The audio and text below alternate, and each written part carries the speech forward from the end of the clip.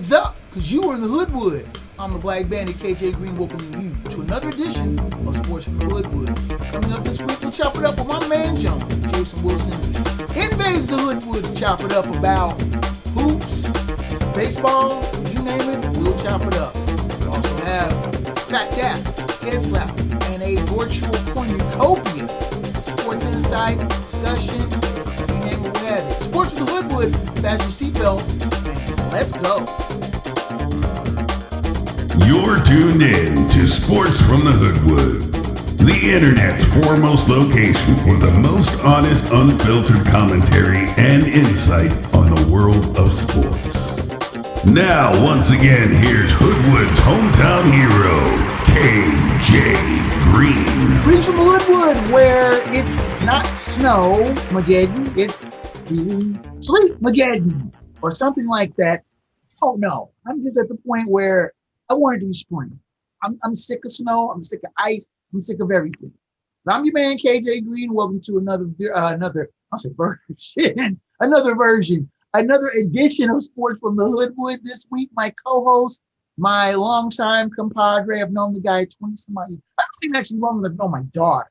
That's saying something. Jason Wilson, I call him Jonesie. And as Snuffy has asked before, how do you get Jonesie from Wilson? My mom asked me that once. She says, why do you call that child Jonesie? I'm like, it's his nickname. But his last name ain't Jones. It ain't, it's like, I don't get it. I'm like, it's just the way it is. Oh, so, only because your mom asked, because I got nothing but love for Bev. I ain't gonna fuck the Snuffy, but I got nothing but love for Bev. So here's how it went down. So I graduated, as you know, I graduated from high school in Alaska, in a small little town in the middle of nowhere. My dad was in the Coast Guard.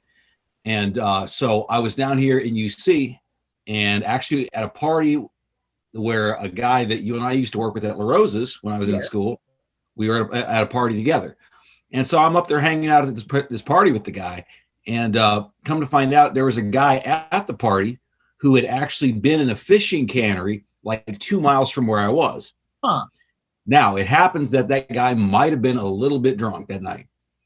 Might be. Possibilities? Like possibilities? Like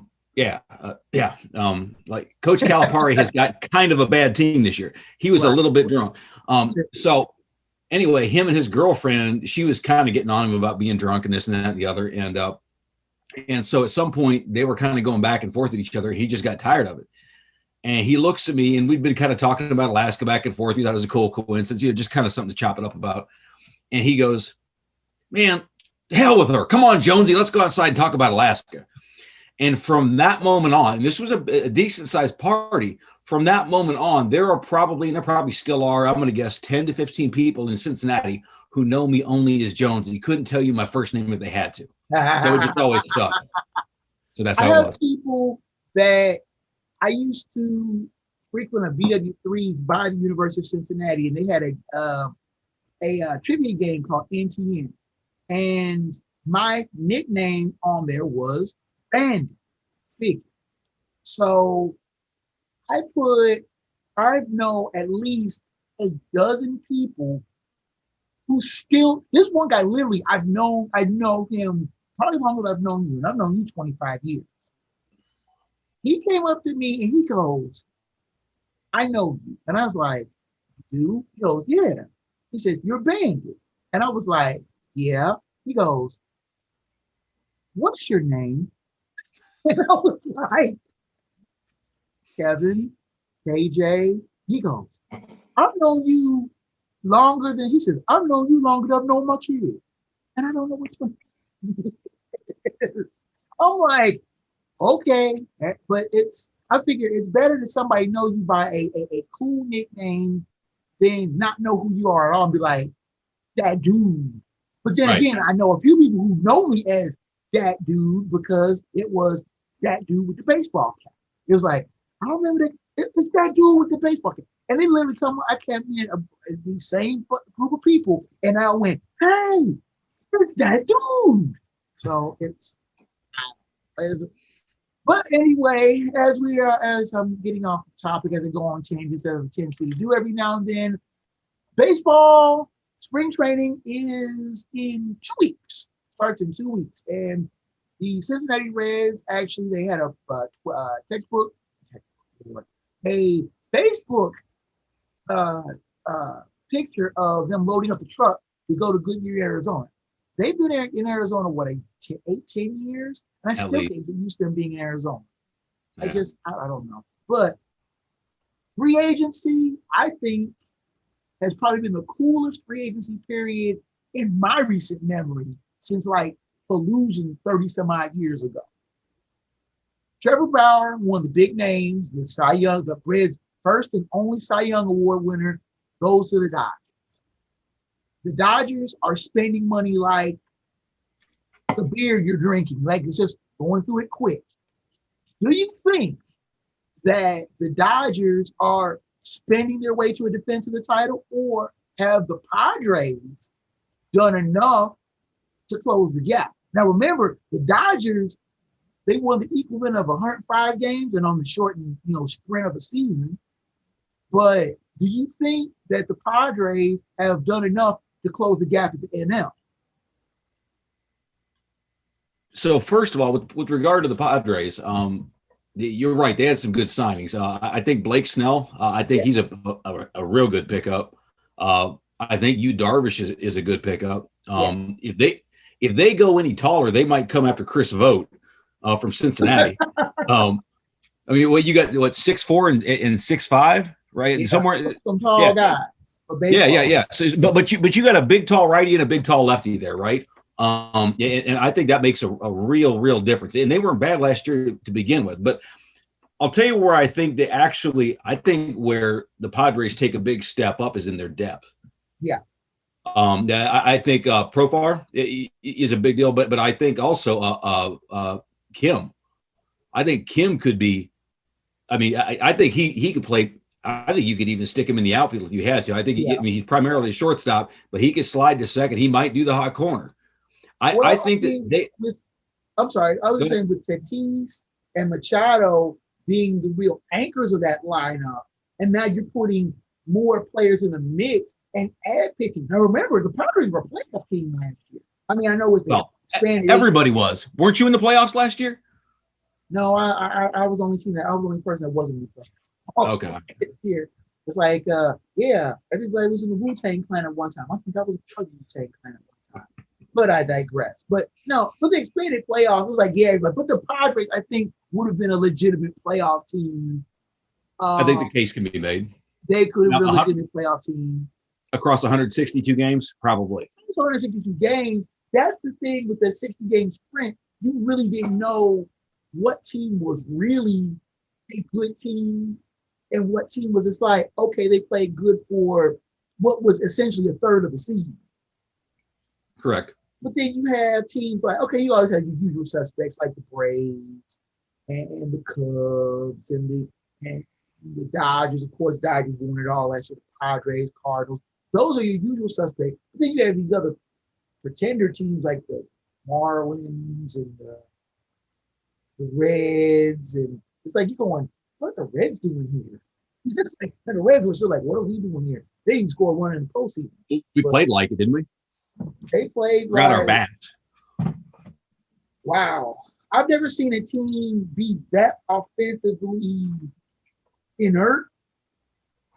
And I say inert meaning, and with all, not saying being tongue-in-cheek, I'm looking at that going, what the hell happened? I mean, they were supposed to be this potent bat team and everything, and then all of a sudden it's like 11, 12, 13 innings, no runs, and they get shut out again. It's like, I legitimately, I was listening to every one of those games, and I'm just like, they've got to get something. It's got to happen. It's going to break open any time, and it just never happened. The offense, I think David Bell was wandering around Atlanta. He was last seen walking around Atlanta with a milk carton going, you see my offense? I had hitters. Really? Have you seen my offense? But isn't the Dodgers title to lose? I mean, the Dodgers were, I would say, fairly dominant in the postseason. Is it the Dodgers' title to properly defend? I think it's their pennant to lose. I'm sorry? I think it's their pennant to lose. Now, I think anything can happen when you get to the series. But anything can happen, of course. Yeah, right. But yeah, I think, all things being equal and catastrophic injuries, notwithstanding, I do think it's the Dodgers to win or to lose. In the AL, Tampa Bay looked really, really solid getting through the postseason until they got against the Dodgers, and it kind of seemed like they kind of got the spotlight of the World Series and just was like. But do you think that it's Tampa's pennant to lose in the AL, or are you going to have? Because the Yankees, of course, spending willy-nilly. You also have the Astros, baking company. My poor Twins, who just seem to be as playoff jinxed as the word comes. But is it the Rays pennant to lose the AL, or could it be someone like the Astros who are ever since the Astros left the National League, I really feel like they're always in it. Right. For some reason, they just emotionally, they're just always there. And maybe part of me, it's the bitterness of the designated hitter anyway. But you bitter ever right now. But can I make a dark horse? Sure. And so it's either going to go spectacularly well, or it's going to go and it's going to be one of the most epic crashes you've ever seen. More epic than Kentucky? We'll get there. Right. After 10 years, the White Sox coached Tony La Russa out of retirement. I'm leaving. Bye. Good night, everybody. No, for real. Okay, so as much as I detest the White Sox, them getting ancient Tony La Russa, it just irritates me just that much more.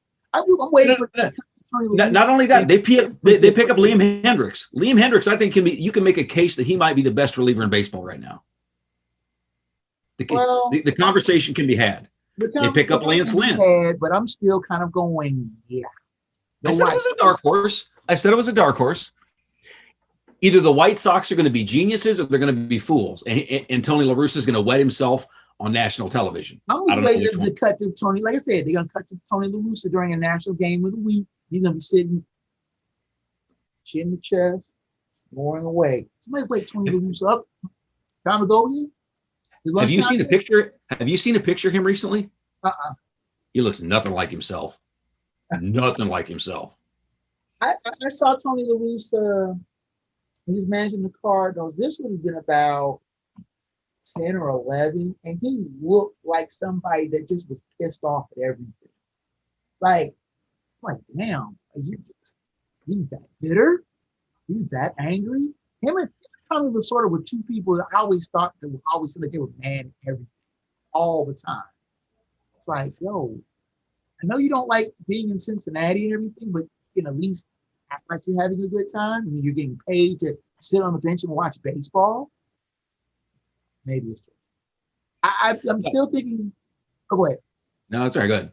The Dodgers, I still think, with their pickups and getting Trevor Bauer and keeping Justin Turner, keeping that lineup together, I'm saying if they don't win anywhere between 97 and 105 games this year, even as defending World Series champions, something would be wrong. Yeah, Dave Roberts would be in a lot of trouble because all of that talent, I can't see them not being the top dog in the NL, if not baseball again. Now, of course, they should be. You come back 8-9 months from now, and I'll be like, what happened to the Dodgers? They went 74 and 88. Like I said, predictions sure to go wrong. I picked the Chiefs to win the Super Bowl, so you saw how that. Right. We're going to take a time out and come back. We're going to chop it up with Jason Wilson. We're going to talk about our favorite sport, college basketball. He has the Butler Bulldogs People Fieldhouse in his background. So, we're going to have to chop it up. That's a mirror right in the middle of the story. Yeah. We will be back here in just a minute. Sports from Hoodwood will continue after this.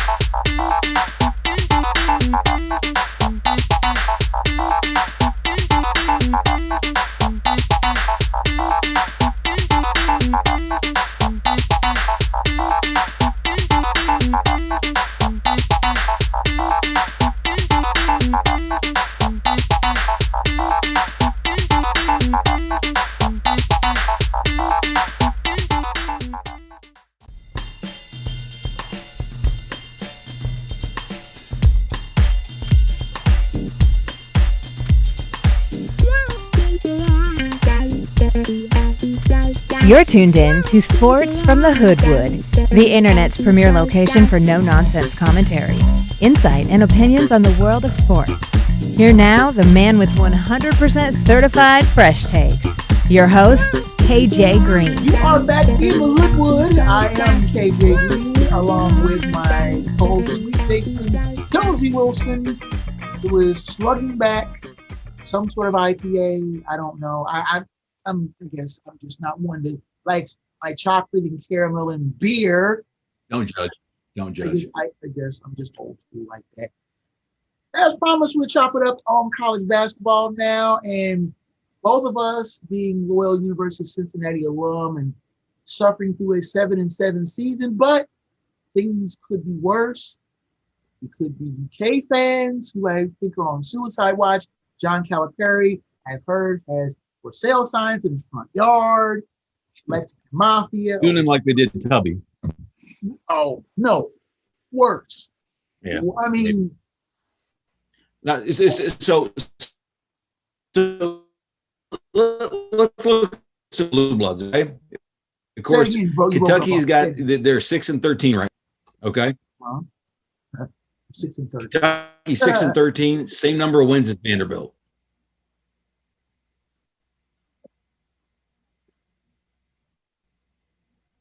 Honest to God. Duke, with your boy, Mike Krzyzewski is 8-8. If you would have told me at any time that Kentucky would have the same record as Vanderbilt, I would say, damn, Vanderbilt must be having a great season. No. Vanderbilt's having a typical season. In their partial defense, Vandy has got more losses than Kentucky by a couple, but they have the same number of wins. So, I don't want a Kentucky fan getting upset, Hey, hold on. So I'm getting to a point here, okay? So you got Kentucky at 6-13, Krzyzewski at 8-8, Roy Williams at 12-7. That's a bad 12-7. Tom Izzo at 4-8 in conference. Now, let me ask you a question. How much allowance do you give those blue blood coaches, those blue blood programs in a COVID year? How much? And at what point? How much are they giving our Bearcats? I mean, Joe Lunardi doesn't even consider the Bearcats as even worthy. The only chance we've got is to win the conference tournament if there is one. That's the only shot we've got. Now, mind you, we're 4-0 in the past, since the 25-day break. That's a positive, but I think it'd be unwilling to consider what happened because of what happened previously.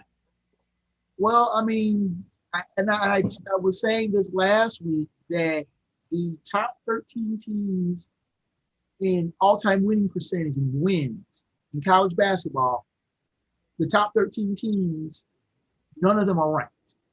And we're talking about Kentucky, Kansas, Duke, North Carolina, Cincinnati. Michigan State, legendary programs.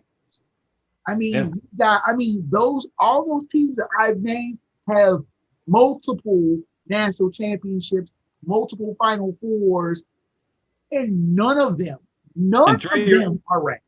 Throw your asterisk beside it, but there's this UCLA guy. We ain't going to mention his name because he's dead to me, but they're 14-5 overall. They're not even ranked. I don't understand that. UCLA, they got a team this year. But anyway, this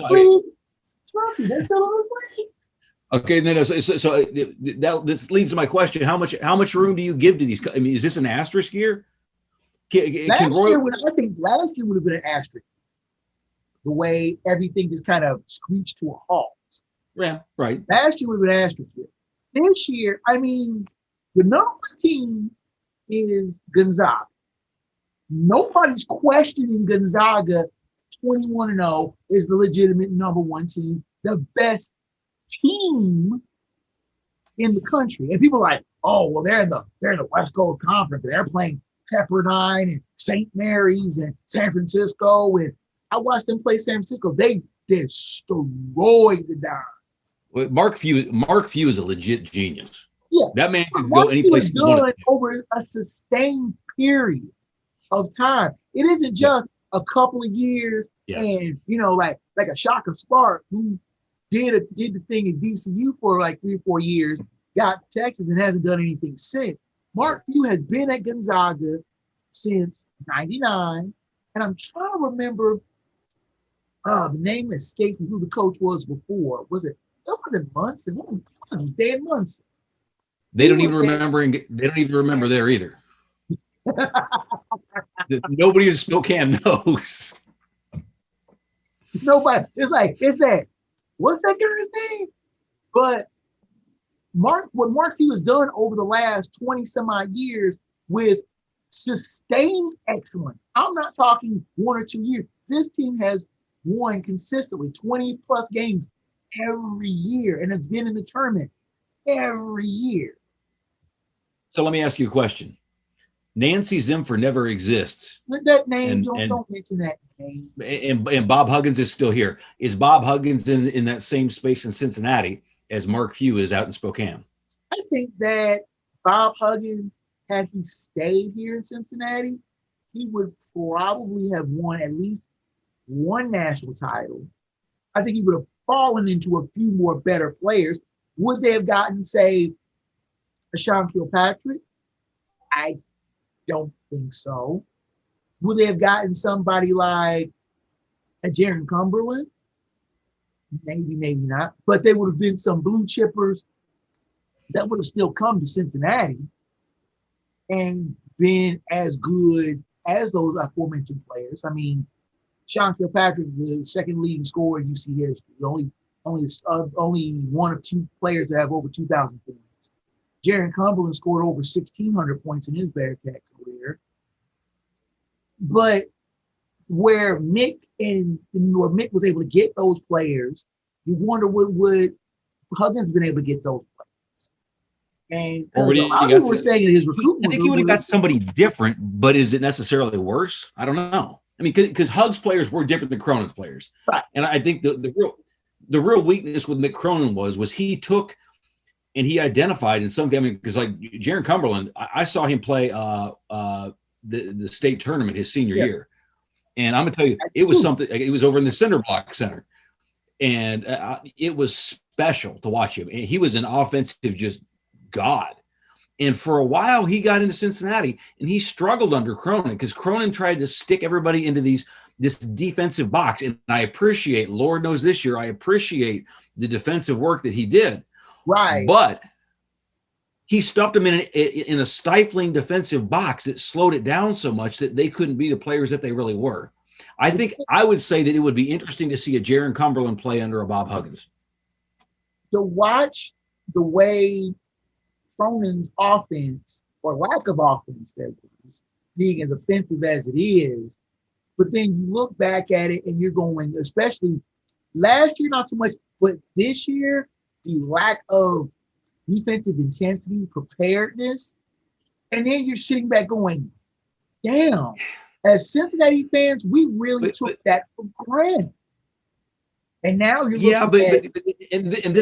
this bleeds into my question before. I think it's a reasoned question that are we expecting? I mean, when you look around and you've got Krzyzewski who's struggling, and I hate to say when you see Calipari who's just struggling, and Roy Williams is struggling, and Tom Izzo is struggling. And yeah, Brandon's, and I'm not putting him up on that same level as them, but I'm saying you've got so many historically good programs with coaches that are good identifying talent. Right. Is it really fair to hold people's feet to the fire? Because imagine you're a 19-year-old kid. This is the first time you've been away from home, right? Except when you went out on an AAU tournament. You go up and you're out in Lexington. You're out up wherever, right? And you don't see people. You don't have that. You go, you practice a little bit. You come back. You take an online class, and basically you sit in your dorm. It's not the same experience, and I think that's hard on what is it. Likely an emotionally immature young man. I mean, I met you about then in your age. I mean, I was emotionally immature, right? So I think it's an interesting question, and one that we can't really analyze because we're not amateur psychologists, although that's what we're doing right now. But you really ask yourself, is it fair to judge these coaches and these kids on this year? And I don't know that it is. But on the flip side, you have teams like Michigan, Ohio State, Baylor, that are playing don't even touch Baylor. I'm sorry. Don't even touch Baylor. Go ahead. They ruined so many of my brackets, but go ahead. But they are playing. Okay, Gonzaga, I'm not really going to include them in that bunch because that's a senior-driven team. That team has been playing together for 3-4 years. So they are used to one another, and you can tell that they've been playing together for a while. But then you have other teams like in Michigan, I think is the best example. That team is 20-1, I believe it is. And they had a 3-week layoff themselves. But before the layoff, they were playing strong. After the layoff, they absolutely waxed Northwestern. They waxed Northwestern and Wisconsin back-to-back games. And you're like, layoff? What layoff? We don't need to ain't worried about it. So when you're saying, and Juwan Howard is a first-year coach, and you're looking at going, wow. I'm sorry, he's a second-year coach. This is a second year. But you're looking at that team, and you're going, well, he's doing real good here. Krzyzewski's been at Duke 40 years. Roy Boy's been in North Carolina 15. Izzo's been at Michigan State 20 plus. Why do these coaches all of a sudden deserve a pass? Are you arguing for stagnancy, the old guard? No, I'm not arguing for stagnancy. I'm saying, why do they get a pass? You're asking, no, it's just conversation. Do they deserve a pass? I'm saying, why do they get a pass? Because you've got teams like Ohio State, Michigan, Baylor that are playing really, really well. They're in the top 5. Why is it they're doing really good? These other teams are not. Well, I think by the numbers, somebody's got to. The game is cyclical. It is. Okay, so I'm going to give you an opportunity. I'm going to give you a prop bet, okay? Okay. And I'm going to let you make your choice, okay? I'm going to give you 3 choices. All right? First choice, Gonzaga against the field. Okay. Second choice, the entirety of the Big 12 against the field. Gonzaga removed. Kansas? Gonzaga removed. You say the entirety of the Big 12. I'm saying Kansas removed. Yeah. Okay, go ahead. Or the field. So you got probably 7 or 8. I mean, I think the Big 12 has got 7 teams ranked in it right now. Or you got, so I think arguably you can say they probably get at least 8, maybe 9, maybe 10 teams in. So you want the Big 12, you want Gonzaga, or you want the rest of the field? Who you got? Well, with the Big 12, as I'm looking at it, the standings right now, Baylor's number 2, Oklahoma's number 9, Texas 12, West Virginia's 13, Texas Tech is 15, and Kansas is 23. You have 6 teams in the Big 12, and then you have Oklahoma State. They're 7-3 overall, and then TCU 6-4. And then after that, Kansas State and Iowa State are jokes. Trash. Okay, fine. So they get 7 in. And I think the top 6 there are good. I think they're stout. But I'm still, to me, this is what I would say it is. This, if there was any chance for a team, quote unquote, mid-major to be able to run the table and win a title, an improbable title, it would be this year with Gonzaga. I think that Gonzaga has the best chance since Butler, when they played Duke 11 years ago, and that last shot that Gordon Hayward took. And I remember I was at the Lucas Oil Stadium, watching that ball and looking at Krzyzewski's look on his face. He was like, "Oh God, this is where the sword finally gets me." And the ball hitting the back of that rim so hard. And it was like the silence of the arena when that shot. And I'm thinking just a little bit off, a little bit not too much off. He took a little off it. That would have switched, and Butler would have won the national championship. Gonzaga, the Gonzaga team, I think, is mid-major's best shot at winning a title since Hayward missed that shot in 2010. I'd argue that. I don't think he's. I mean, I know by way of conference, right? I get it, but Right. I don't consider Gonzaga a mid-major anymore. I consider him mid-major either. But see, when you say Blue Bloods and the usual suspects, everything you're talking, your Kansas, your North Carolinas, your Dukes, but your ACC field, your SEC field, I know what you're saying, but wouldn't you love to be Mark Few going into any kid's living room in the United States and saying, "Come to Gonzaga," and know that you got a hella chance? He could get just about whoever he wants. He's not gonna get the McDonald's All-Americans, but he's gonna get a lot of that runoff that is still really, really good. And a team like that, he makes another Final Four. He can have whoever he wants. That is why a team like Gonzaga struggles to get big name opponents, with the exception of going to like Maui or one of these island exotic things, because these teams do not want to play Gonzaga. They don't want to go to the Kennel. You've been to the Kennel. You know how crazy that place is. Yeah, I've been there. They don't want to go to the Kennel and play because that is a team that, that's like, oh, we ain't going up there to play.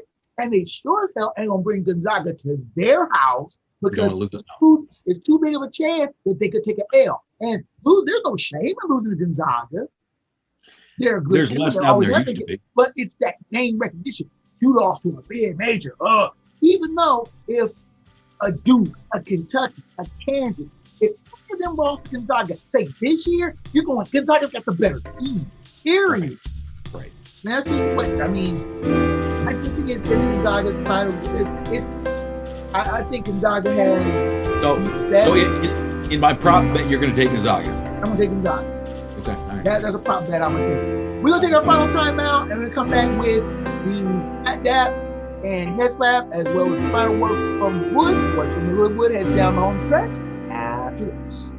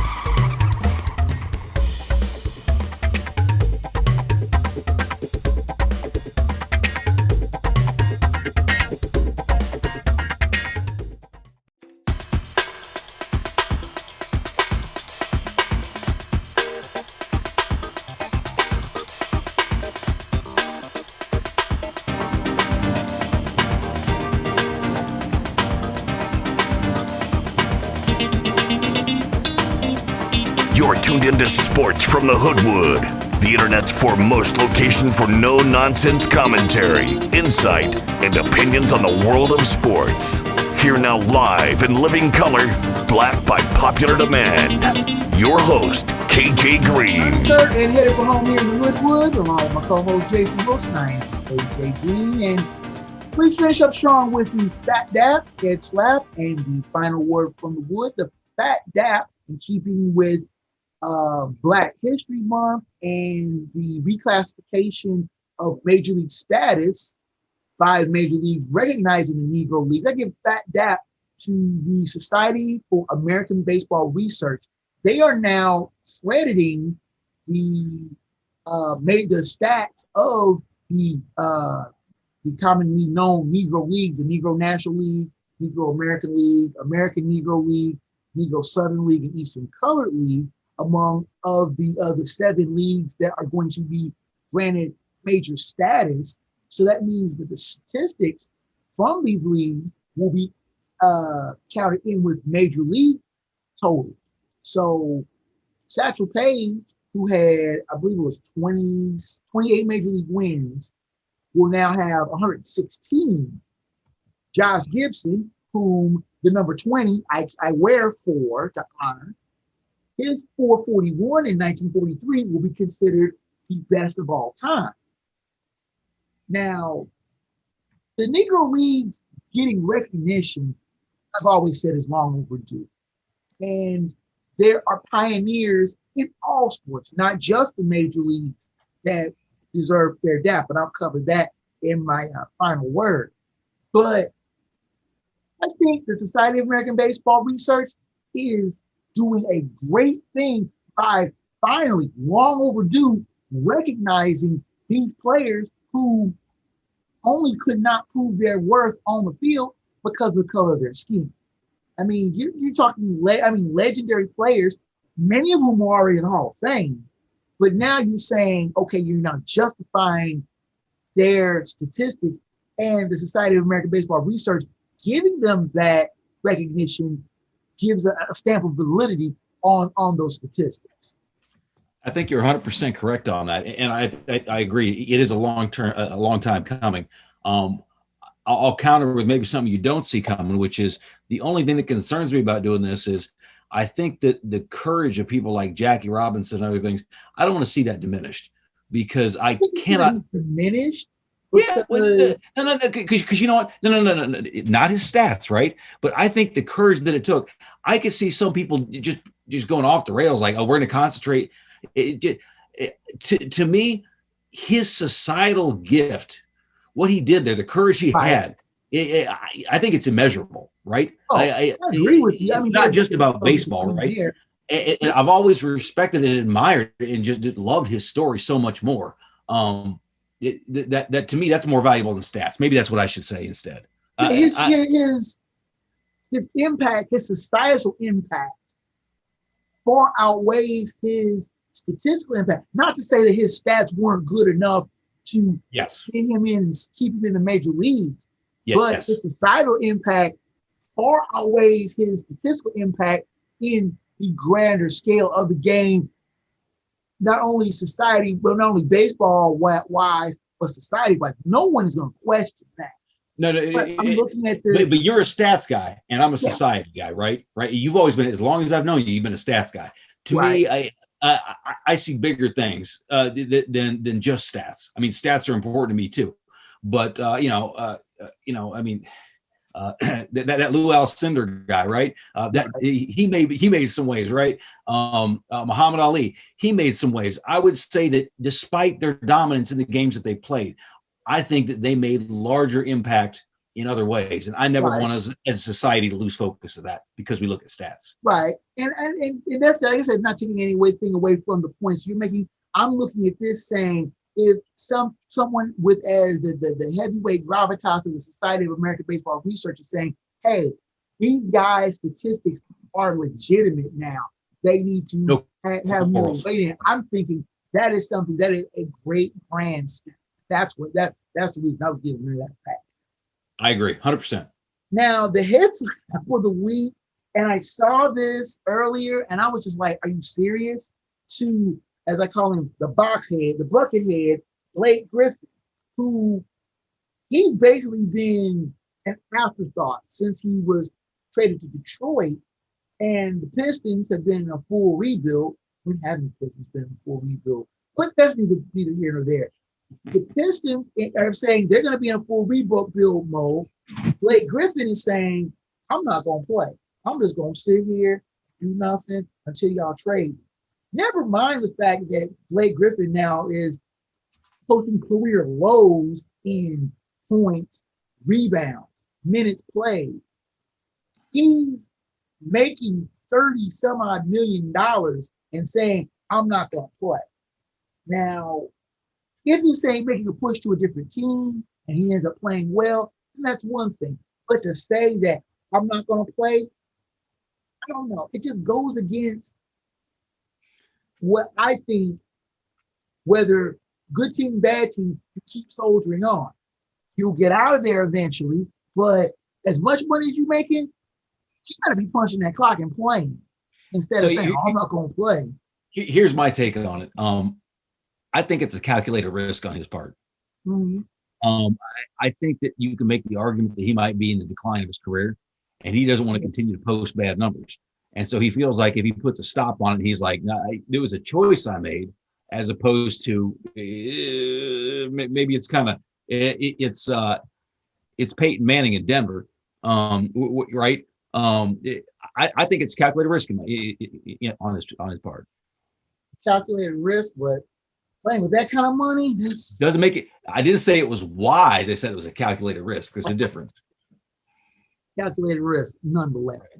Well, I'm gonna our topic, dangerous.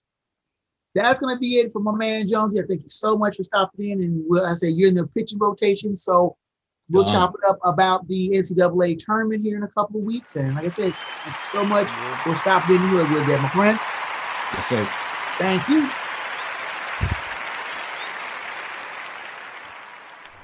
I often say, here's to you, Mr. Robinson, when speaking about Jackie Robinson's groundbreaking 1947 appearance as being the first black player in the major leagues. But there are other players, other men who paved the way that need dap, that need recognition. Kenny Washington was Jackie Robinson's backfield mate at UCLA in the early 40s. He broke the color barrier for the modern National Football League, playing for the Los Angeles Rams in 1946. 9 months before Jackie Robinson broke the color barrier in Major League Baseball. There's also Willie O'Ree to consider, who had a brief cup of coffee with the Boston Bruins in 1958 and then played 2 more seasons with the Bruins before having a long career in the West Coast minor leagues. Willie O'Ree, who was named to the Hockey Hall of Fame in 2018, will be getting his number retired by the Boston Bruins later this week. A recognition that is long overdue given his groundbreaking achievements as the first black player to play in the National Hockey League.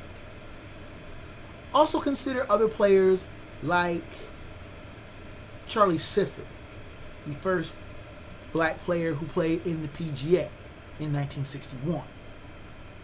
They may not get the kind of recognition and dap that Jackie Robinson did, being his number being retired across the entirety of the major leagues. But their groundbreaking is pioneering nonetheless.